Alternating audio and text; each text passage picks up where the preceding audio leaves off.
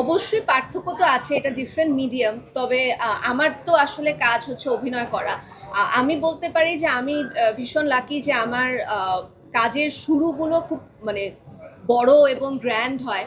So Raihan রাফিকে পেয়েছি, সেই সাথে আলফা এসভিএফ চরকি, মানে যেই অ্যারেঞ্জমেন্টে আসলে কাজ করতে পেরেছি, এরকম অ্যারেঞ্জমেন্ট এক্সপিরিয়েন্স করাটাও আসলে অ্যাক্টর হিসাবে অনেক বড় একটা মানে লেসন হিসাবে বা একটা টিচিং হিসাবে কাজ করবে আমার পরবর্তী আহ, কাজগুলোতে।